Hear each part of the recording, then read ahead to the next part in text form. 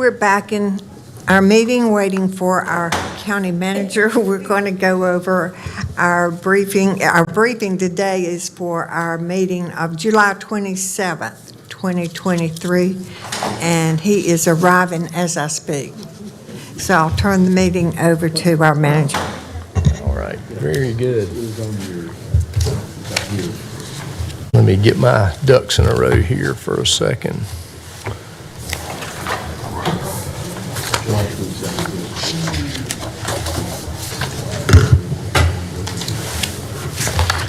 All right. Do I need to say anything, or y'all got it? Okay, so we are briefing for the, July's going to be a little strange, so we're going to be briefing for the July 27th meeting. Obviously, the meeting schedule has us not meeting next Thursday, has us meeting on the 13th, not meeting on the 20th, and meeting on the 27th. So our deadline for the items on this agenda are actually technically tomorrow.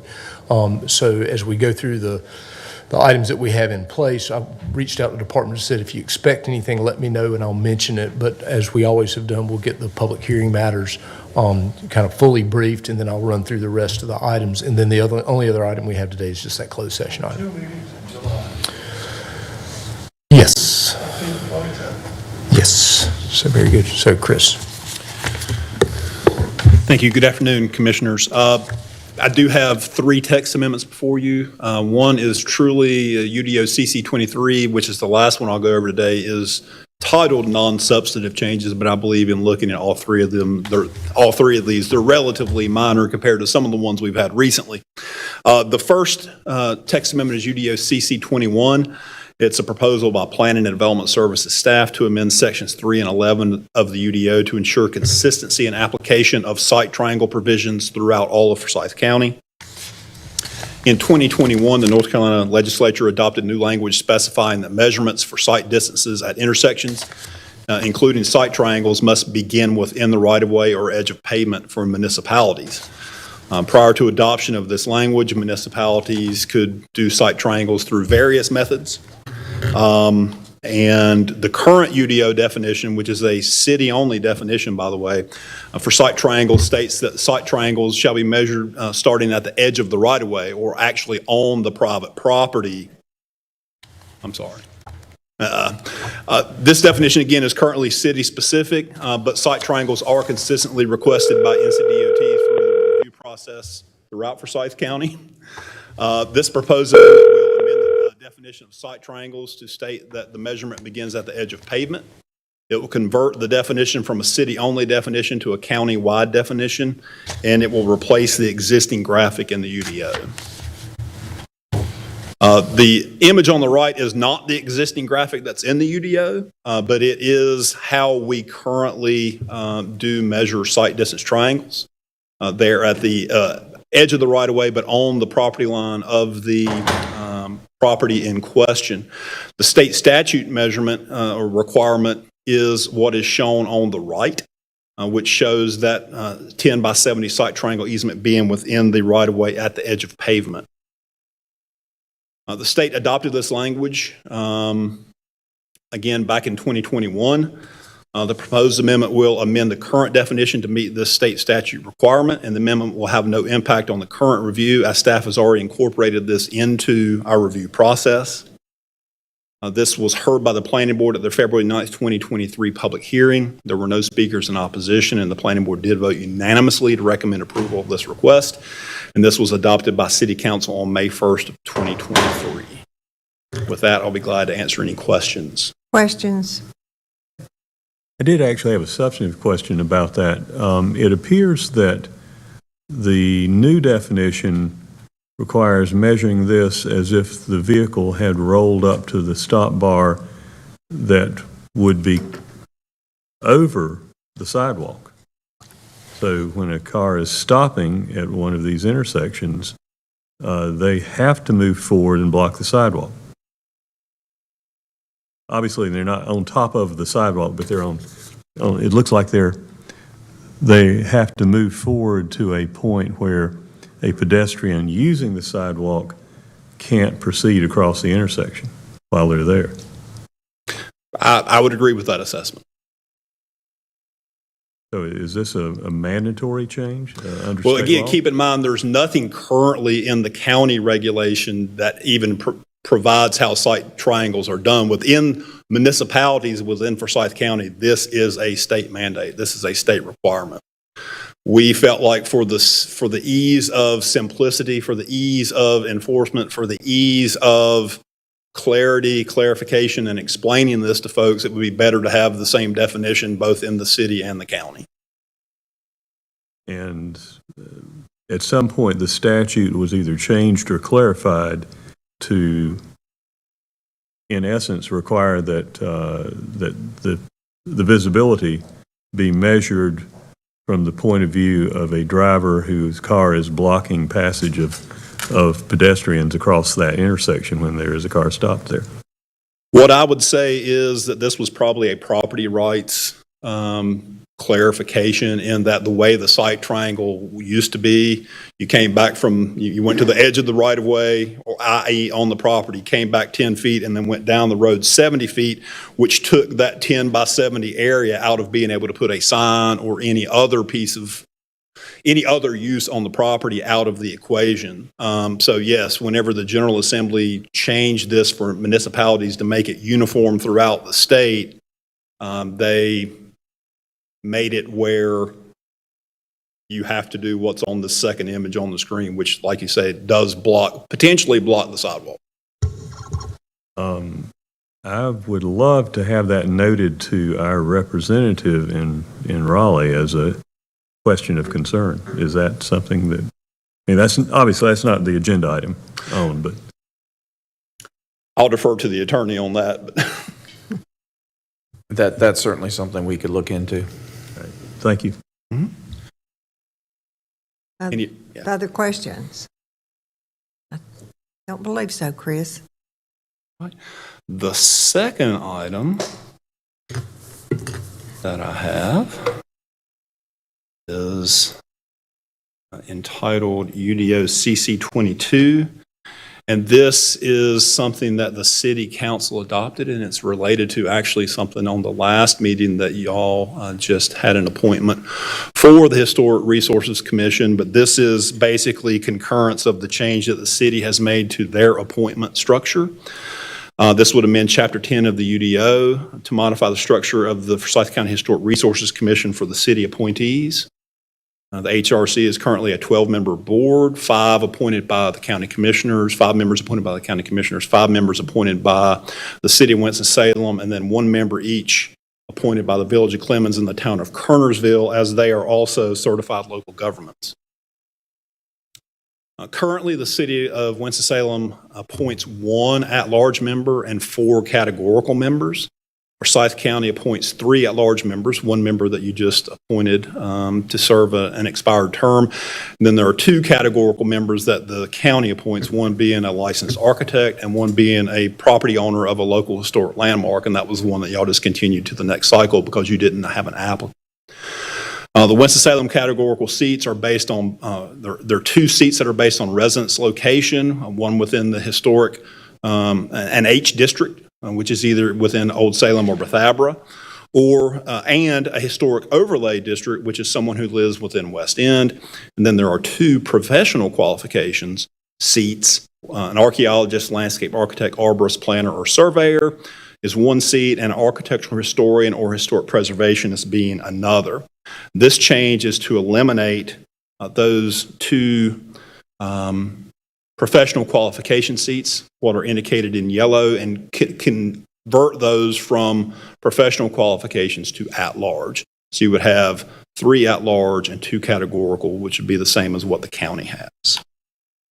This was the research that we did in looking at what our other peer communities have. There's only 1 other unit of certified local government, kind of our size in the state, that has any professional categories, and that's the Durham Historic Preservation Commission. All the rest of them don't have any professional categories. Again, this request is to change those 2 categorical seats to 2 at-large seats. Those categorical seats are rooted in the 1948 creation of the Board of Architectural Review for the Old Salem Historic District, which was the precursor to the current HRC. And that was a time when the planning department didn't have any professional historic preservation staff. Currently, we do have 2 full-time staff members who are overly qualified to handle these items. This change will broaden the pool of potential HRC members. Again, if you have qualifications that have to be met, you're artificially shrinking the pool of potential applicants who could serve on the HRC. This change will bring the HRC into line with the membership structure of commissions and peer communities around the state, and it will result in the city and county having similar at-large and categorical appointment opportunities. This amendment will have no impact on current members in these seats as their terms expire in November of 23 and June of 26, so they'll continue to serve and can reapply if they haven't run their maximum amount of time on the HRC. The HRC did recommend this change after discussion at their July 2022 retreat. This change was presented to the Community Development, Housing, and General Government Committee as an information item back in October. After a presentation and public hearing for community members, no one spoke at the March 9th Planning Board meeting, and the Planning Board did recommend approval of this request. And this was adopted by City Council on June 5th, 2023. This is coming before you because currently the HRC regulations in the UDO have both jointly been adopted by the city and the county. We could have slapped a W on this, but we just felt like it was easier just to have your concurrence with this. So with that, I'm glad to answer any questions. Our recommendation is for approval. Questions of Chris? Thank you, Chris. Thank you. And then finally, the last item that I have today is UDO CC 23, which is a proposal by staff to amend chapters 3, 4, 5, 9, and 11 for miscellaneous non-substantive changes to the UDO language. I hope that you received another memo that I wrote to the county manager on Tuesday that sought to condense this even further than what the staff report did.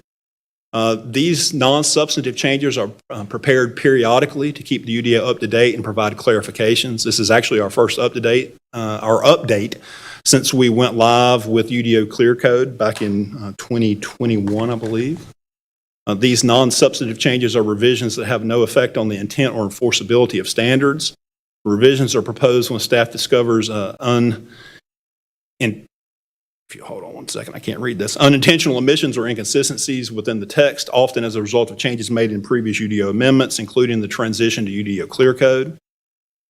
There are 2 minor changes to the zoning map amendment process in Chapter 3. There's 1 minor change to the establishment of the NCO in Chapter 4. Correcting an omission to the principal use table and revising specific standards for 2 uses, both in Chapter 5.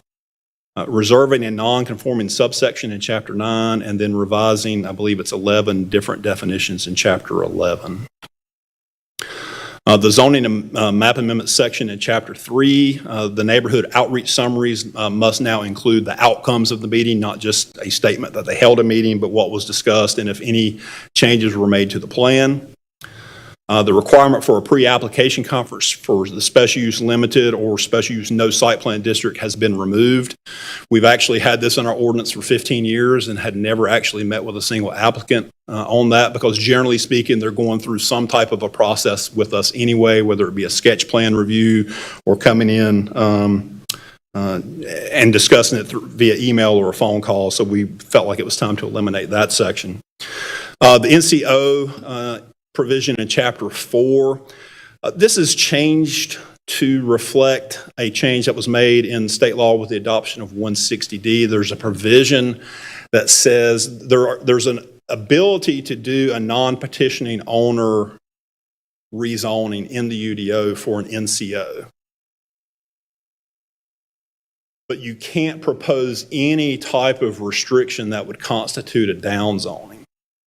Most NCO provisions deal with setbacks or perhaps a build-to line and those kind of things. But if you have a if you have a setback and a minimum lot width that's greater than what the ordinance requires, and you put those things in tandem, you could effectively be downzoning someone's property. If you have an RS9 zoning district, but your requirements that you come up with an NCO requires you to have a 20,000 square foot lot, you've essentially downzoned that property because you've gone from from 4.5 lots per acre to 2 lots per acre. So we wanted to go in and put this provision in there as a clear indication that if you propose changes or a number of changes that would constitute a downzoning, you have to have the signature of every property owner of record. So that's what that does. In the principal use table in Chapter 5, we did add a reference to the use-specific standards that prohibits electronic sweepstakes operations. This is a Winston-Salem only provision, so it's, again, not really applicable to the county. Also, under the use-specific standards for planned residential development, we removed the 3-acre minimum site size for GMAs 3 and 4 to allow for some additional flexibility for infill development. And we removed the 5-acre minimum site size for multiple single-family dwellings on the same zoning lot. And then finally, on the use-specific standards for the buffer yard, there was a buffer yard requirement prior to us updating the UDO with a text amendment back in the late teens, where we went in and changed our buffer yard standards. There used to be a 30-foot width buffer yard. We no longer have a 30-foot width in the ordinance. So we wanted to make the ordinance consistent with the widths of the buffer yards that we have. So we went from a 30-foot with an arbitrary planting requirement to a 20-foot that has a specified planting requirement, just like any other 20-foot type 1 buffer yard would have. It actually has more primary evergreens, which provides a more effective screening than the arbitrary numbers that were in there. So that was a change that was made. Under private swimming pools, we are removing the current fencing requirements that are in there and just basically referencing state statute because there are building code requirements for swimming pools and it shouldn't be in the UDO. Under the non-conforming provisions, again, this is a Winston-Salem only provision. You remember several months ago we changed the special use permit parking requirement section to remove the requirement to do that for restaurants. Electronic sweepstakes operations had been left in there, but we don't allow electronic sweepstakes operations in the city. The county doesn't have that as a use, so we just need to reserve this section. And then finally, there are a number of definitions that were changed to replace unintentional emissions. There were some definitions that were in the environmental section, some definitions that were in the regular section of the UDO. Whenever we did UDO clear code, some of those got eliminated and or deferred to the environmental ordinance as opposed to having the general definition in there. So that's what those changes do. A public hearing was held by the Planning Board on April 13th. There were no speakers in opposition or support. Following the public hearing, the Planning Board voted to recommend approval with a 6-2 vote. There were 2 different provisions that 2 different Planning Board members took issue with, but this was considered by the City Council and adopted on June 5th. And with that, I'll be glad to answer any questions. Could you tell us the opposition, what they were opposed to? One of the Planning Board members had a zoning case that was both potentially going to come to the commissioners that had a limited use beside of their property, and they felt like that they wanted to know if we had this meeting. That's actually how it came to our attention that this provision was in the ordinance to have this meeting. And basically we communicated that we had never had these meetings in 15 years and felt like we needed to take it out. So that Planning Board member voted against it for that reason. Another Planning Board member voted against the change to the buffer yard standard for the PRDs. And that has a long history. There was a time when we had a buffer yard requirement in PRDs, and then in the mid-2000s, we took the requirement totally out of the ordinance for the PRDs.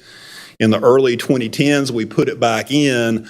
So this person has long been associated with the Neighborhood Alliance, and they had put it back in there. He felt like by changing it from 30 feet to 20 feet, we were effectively making a substantial change. Our argument was, yes, we're reducing the width slightly, but it's from an enforcement standpoint, and the landscaping that's going in there is actually a better buffer than what we currently have. So those were the two items that of concern, and they both stated they didn't have any problems with anything else, but they each had a problem with those respective sections. Thank you.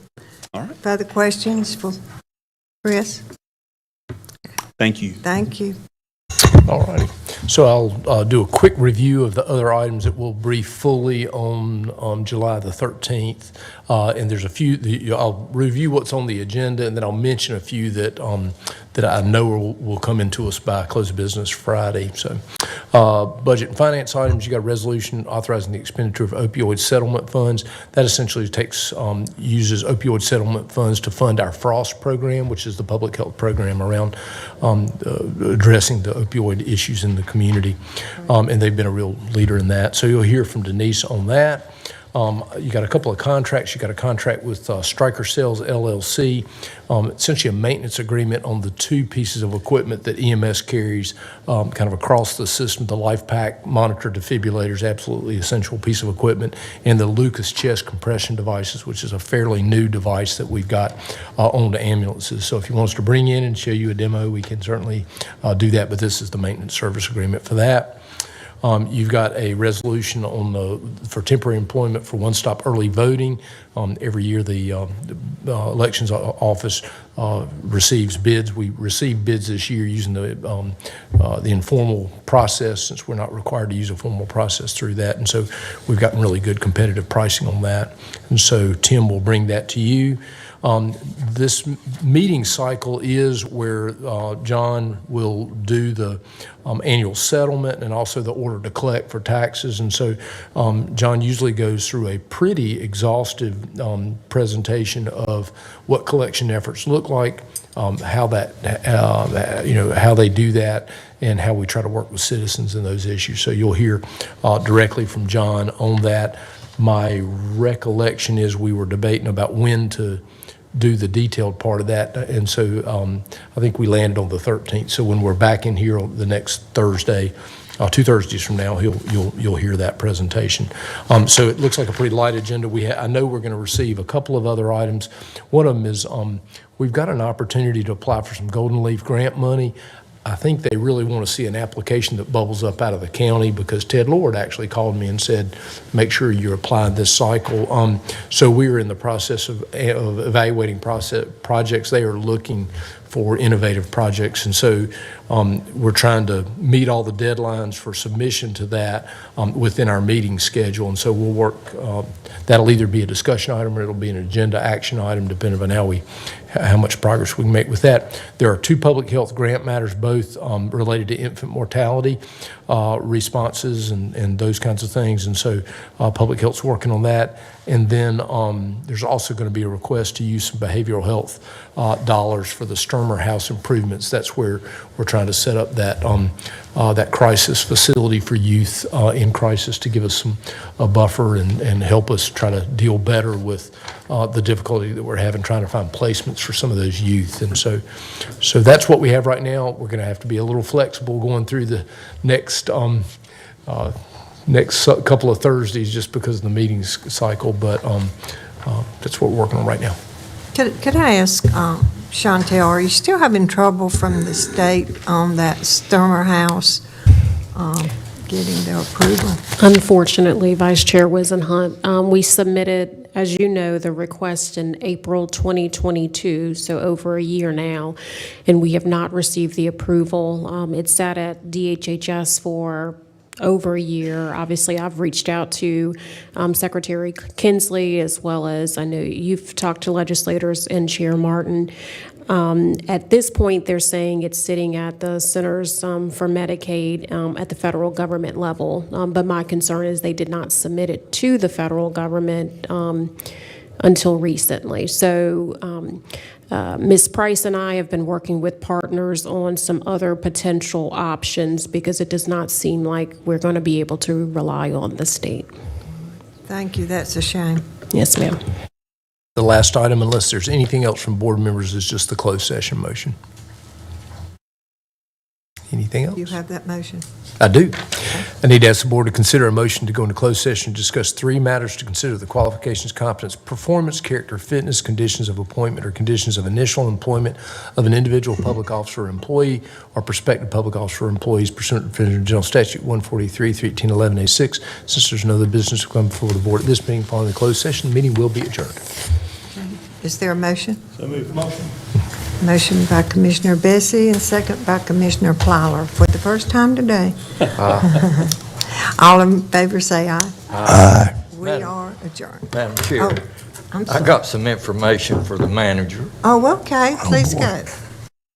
He may already know about it. I told you that I would keep you posted all the times that I knew anything about new electric stuff and rolling stock and whatever it might be. Well, you may have seen it. Today's the first time I saw this, that Mack Truck has come out with electric truck, a medium-duty truck, and that might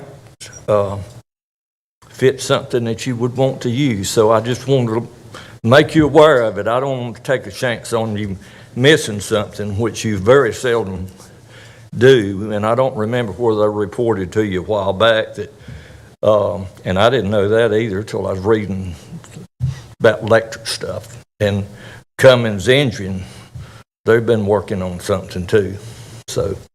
Are you talking about an 18-wheeler or? Well, the medium duty, I don't believe is 18 wheeler, but they're, the companies are working toward that. And I think there actually is some, they're working towards it. They're just going to be things that work in special applications. Yeah. Scott and some of his staff went out and did a demo of, it's the first time there's been a big push commercially with lawn equipment and what have you. They did a demo, I think yesterday on sort of on the electric equipment that's out there to do lawn work. So we'll see. Be coming. That's all I want. I just want to keep you posted. That's great. Thank you. Vice Chair Wisenham, before we go into close, I just wanted to, I hope I don't embarrass one of our workers, but one of the workers in this building didn't have a clue of who I was, and he works in general service. I think his last name is Imes. He says he does building assessment, and he was so helpful. And I, decided, well, I'll have a conversation with him, and just so happened he graduated from Carver High School. So, now he's like probably my favorite government employee. But I just wanted to let you know that that is a lost art in a lot of times institutions, that just regular employees making sure that when they see citizens, how can we help you? Are you lost? And just being concerned. So I just, wanted to thank you for your leadership in how our employees, interact with citizens. Yeah, it's really a culture, but I'm not surprised because we have a ton of folks like that. Everybody who shows up gets to see Miss Bernice down there, and she's going to help you get to the right place. And I think from there, it's infectious at some point in time. And so thank you, but we'll pass that along. So. That's great. Yeah. Further comments? We have not voted on the motion. All in favor of the motion to adjourn and go into closed session, say aye. Aye. That's unanimous. We are adjourned.